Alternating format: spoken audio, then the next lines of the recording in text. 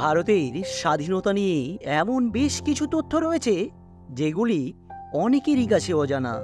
চলুন জেনে নেওয়া যাক সেই সমস্ত তথ্যগুলি। প্রায় ২০০ বছর ব্রিটিশ শাসনের অধীনে থাকার পরে মুক্তির স্বাদ পেয়েছিল ভারতের জনতা।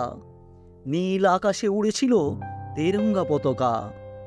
এরপরে কেটে গিয়েছে প্রায় ৭৬টা বছর।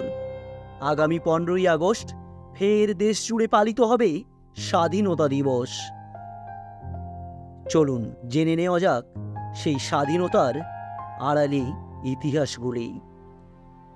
ইতিহাস অনুযায়ী ১৯৪৭-এর ১৫ই আগস্ট ভারত স্বাধীনতা লাভ করে, কিন্তু তার এক মাস আগে ১৪ই জুলাই আনুষ্ঠানিকভাবে স্বাধীনতা লাভ করেছিল ভারতবর্ষ। স্বাধীনতার আগে ভারতে মোট ৫৫০ জন রাজার ছোট ছোট রাজ্য ছিল।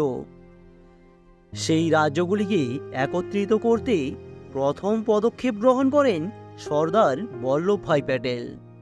কিছু ক্ষেত্রে দেখা করে এবং কিছু ক্ষেত্রে চিঠি পাঠিয়ে তিনি তাদের অনুরোধ জানিয়েছিলেন, এমনকি তাদের সঙ্গে ব্যক্তিগত আলোচনাও করেছিলেন।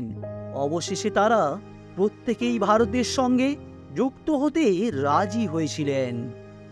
স্বাধীনতা প্রাপ্তির পরে ১৯৭৩ সাল পর্যন্ত স্বাধীনতা দিবসে প্রতিটি রাজ্যের রাজ্যপালই দেশের জাতীয় পতাকা উত্তোলন করতেন। প্রথমবার ১৯৭৪ সালে এর ব্যতিক্রম ঘটে। বিশিষ্ট তামিল লেখক তথা তামিলনাড়ুর প্রাক্তন মুখ্যমন্ত্রী এম করুণানিধি কেন্দ্রীয় সরকারের কোটা বিষয়টি তুলে ধরেন এবং সেই প্রথমবার পরিবর্তন হয়।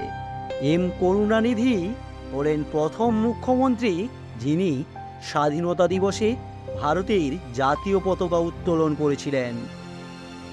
এবারে জেনে নেওয়া যাক ভারতের জাতীয় পতাকা সম্পর্কে।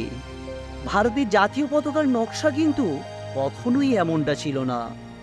১৯৪৭ সালে ভারত স্বাধীন হওয়ার আগে ৬ বারেরও বেশি বদলেছে জাতীয় পতাকার নকশা। অবশেষে কংগ্রেসের পিঙ্গালি ভেঙ্কাটাইয়ার নকশাই ভারতের জাতীয় পতাকা হিসেবে স্বীকৃতি পায়। ভারতের আইন অনুযায়ী জাতীয় পতাকা খাদি কাপড়ের তৈরি করা হয়।